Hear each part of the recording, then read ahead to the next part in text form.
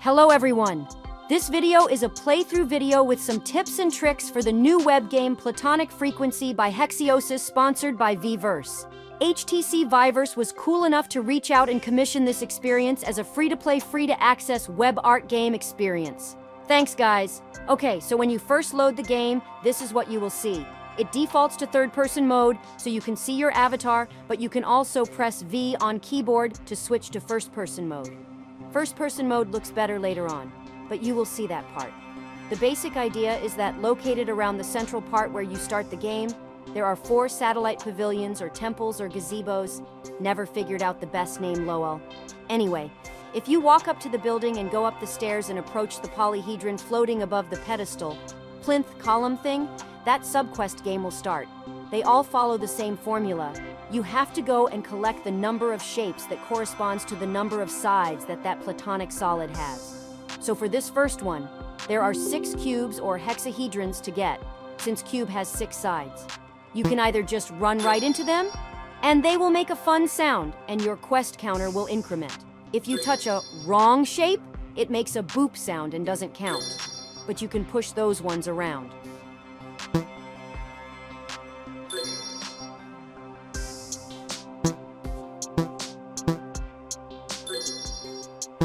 Once you have all of them, 6 in this case, the temple activates and opens a teleport door.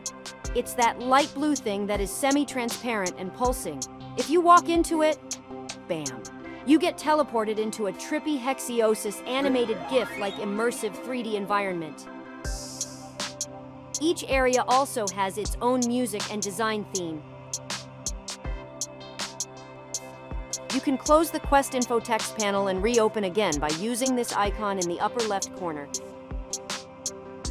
Okay, also in the trippy areas, there are these like floor mats you can stand on. If you stand here and look in first-person mode, it's like a suggested viewing point, and also can help as a visual anchor if you forget which way is up.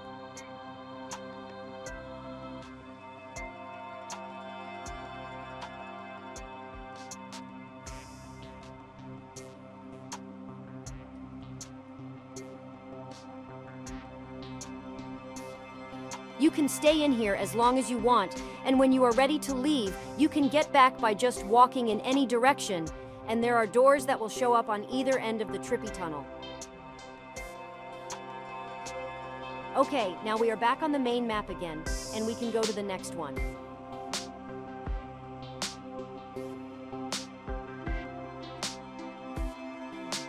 You can do the pavilions in any order you prefer. It's non-linear. For this video, we did the hexahedron one first, and now this one is icosahedron. Some of you may know this shape as a D20. It has 20 sides, so this one takes the longest to collect. The others are tetrahedron and octahedron. If you know the prefixes tetra and octa, you can figure out that means 4 sides and 8 sides respectively. We will be doing the tetrahedron one next, and then the octahedron last. There are 5 total known platonic solids in this version of reality. They are tetrahedron, hexahedron, octahedron, dodecahedron, and icosahedron. Watch out for the little flowers. A platonic solid is a polyhedron with faces that are all congruent regular polygons with the same number of faces meeting at each vertex. If you discover a 6th one, please describe in the comments section. Okay, prior to the invention of things like science, humans associated the platonic solids with the elemental forces, mostly by using the vibes method. So because tetrahedron is pointy, it came to represent fire. Or maybe fire is made of tetrahedrons? That is the kind of thinking that used to happen. Science did have to start somewhere. Our ancestors dreamt of a world more poetic than we do today. So icosahedron represents water, and octahedron is air, hexahedron is earth. You can see how they came up with those, like cube is a solid grounded shape and icosahedrons are almost spheres, which is what water seems to be made out of since it's so fluid. And then dodecahedron represents the ether. The ether is in the heavens, or the heavens are made out of ether. Have to check in with Plato, whom is probably a fictional character invented by Aristotle.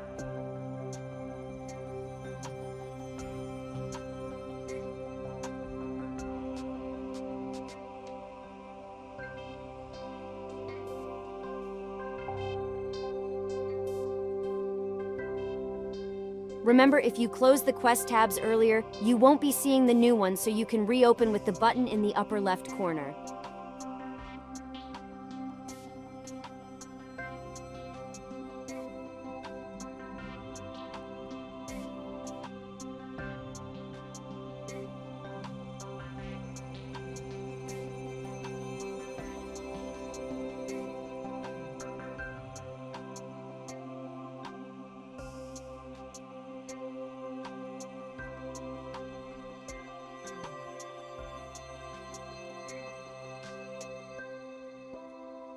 And in the upper right corner, we should have clicked this earlier. You can close some of these other UI elements.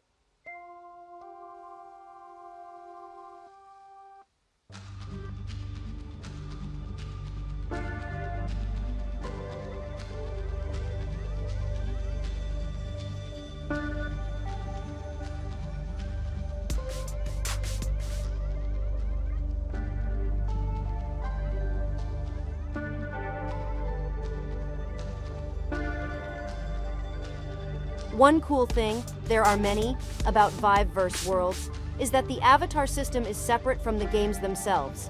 In other words, you can customize, choose, or upload your own avatars, and use them if they are in VRM format. This snowman guy is made by Toxum, and he has an open source website where you can download 100 plus rigged avatars. It is called opensourceavatars.com. opensourceavatars.com. Okay.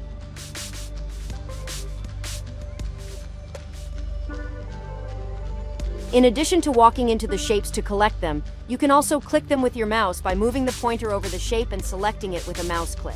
This can save time if you don't want to walk around everywhere. Once all 4 are activated, the central pavilion will be fully activated.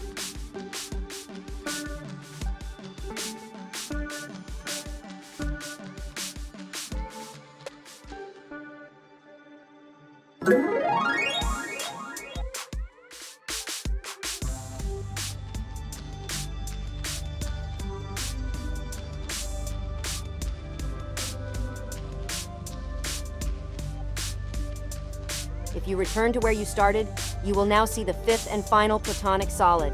The dodecahedron has appeared, and these vertical light columns are actually another teleport door that takes you to the final area.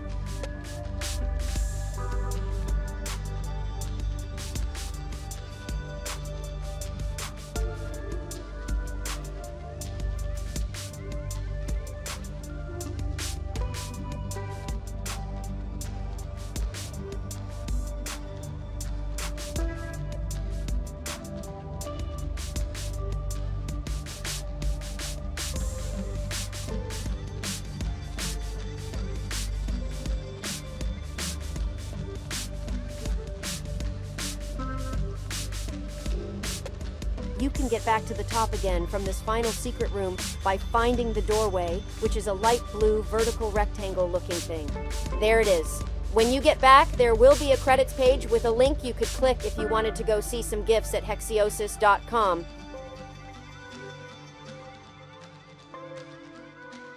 There are also all of these fun emotes available for your avatar too, so you can do some dances or whatnot. Thanks for watching the video and for checking out the game. Oh, also, if you have any questions or comments, be sure to let us know here or on the Viveverse page for the game itself. Thanks again.